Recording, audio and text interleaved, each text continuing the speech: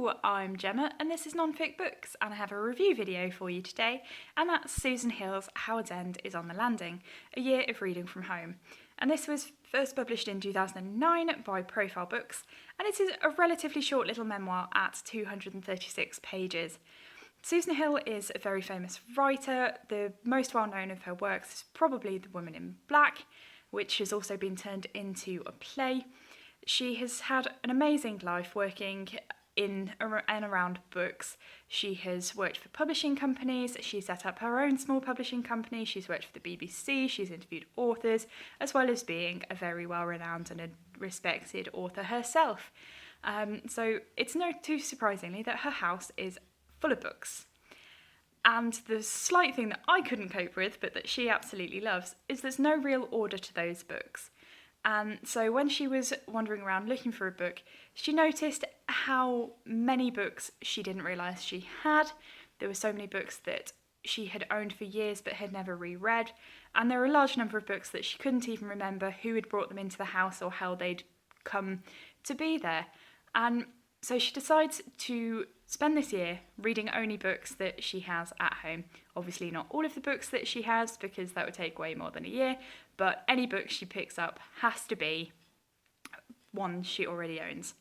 And she follows the year through in this memoir, discussing the books that she picks up and the sort of flow of books from one to another, and the memories that these inspire in her, and the memories of things that fall out of the books inspire in her. And because she's been so involved with writing and publishing, so many of the memories link to other authors or people involved in the publishing industry, and they're absolutely wonderful. She's met so many interesting people, and she just sounds absolutely fascinating. That does make it sound almost as if it's a bit of a name-droppy book, and obviously lots of famous people are mentioned, but it's not about, oh, look who I knew. It's such a warm recollection of books and people who've been interested in books. And really, she comes across in this book as really warm-hearted and interesting, and someone who I would absolutely adore to have afternoon tea and just talk for hours with, because I really connected to her book. And in the end, I think this is going to be one of those books that stays with me quite a lot and that I reread, because it really did feel like having a conversation with someone that you know well, which I think is a very admirable thing to do with someone's writing, so I definitely will be having a look for more of her writing.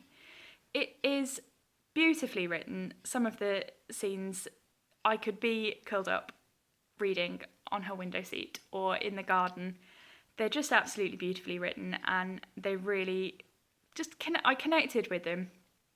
I don't agree with all of the books that she absolutely loves, and some of my favourites are ones that she has no time for, but this really sort of, if you're a book lover and you love reading, I think you'll get a lot out of this book, and you'll be quite so warmed and comforted by this book as I was. I'm trying not to, it's such a warm, friendly book, and I don't mean that in a sort of it's so easy to read and fluffy. It's a really beautiful book, and I really enjoyed it. I think it's worth reading. I think her writing's fabulous. There's so many books that have gone onto my TBR or been bumped back up to the top of my TBR because of her mentioning them, and it was a beautiful introduction to Susan Hill, I think, and I will definitely be going to find more of her works. She is obviously an enormous fan of books rather than e-readers, and makes that very, very clear throughout, because she loves the tactile experience of reading a book, but she also loves what gets tucked into books throughout a lifetime, and therefore what you find at a later date when you go through your books. She's not a snobby reader. She reads lots of classics, she reads children's books, she reads new published books, and it was really interesting going through such a wide range of books, from short stories to great big epic novels and poetry. She is obviously just someone who is in love with language. And by the end, she's sort of putting together her list of the top 40 books that, if she could only live with 40 books, these would be the list of books that she would choose to live with. And nothing gets its own place. It's not Desert Island Discs. You don't get the Bible and Shakespeare.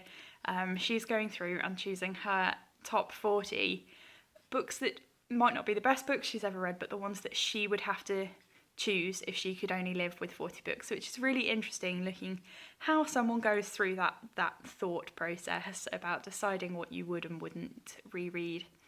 And I just want to read a tiny little section out of one of the parts of her books, which is called Slow, Slow, Slow, Slow, Slow, which is sort of against this fast reading. And I think it's particularly relevant to a lot of the booktube community because there is a bit of pressure to try and read as many books as possible. And that's something that she has a little bit of a problem with. And this is about fast reading. Fast reading will not get us cadence and complexities of style and language. It will not get us anything that enters not just the conscious mind, but the unconscious. It will not allow the book to burrow down into our memory and become part of ourselves, the accumulation of knowledge and wisdom and vicarious experience which helps to form us as complete human beings. Read parts of a newspaper quickly, or an encyclopedia entry, or a fast food thriller, but do not insult yourself or a book which has been created with its author's painstakingly acquired skill and effort by seeing how fast you can dispose of it. Slow reading is deeply satisfying. And I really loved, you can see how lovely her use of language is through that passage, but I just loved her attitude towards books and reading and the importance of. And there were so many of her references towards books that she read with her children that really rang a bell with me. I'm obviously of a similar age to her children because all of the books that she was discussing reading with her kids reminded me of the wonderful memories of being there with either my mum or dad reading these books together. Things like The Owl That Was Afraid of the Dark, Fantastic Mr. Fox and Enid Blyton's, and all those books that really did sort of form me as a young person. And so that was quite an emotional connection to do with this book, and I really loved hearing the sort of grown-up side to that. I don't personally have kids at the moment, so I've never read with children, so it was really interesting to hear the sort of parental side of something which has meant a lot to me through growing up. So I really recommend picking up Howards End is on the Landing. It's one of the best books that I've read about books and about people reading books. I don't know what I expected when I picked it up, but it wasn't what I got, and I think it's all the better for that. So I do recommend you pick it up. It's not going to change your life, but I think it can be such a wonderful, meaningful book to most people who would pick it up if they're a book lover. So if you've got any questions or comments, please leave them down below, and I'll hopefully see you in a video soon. Bye!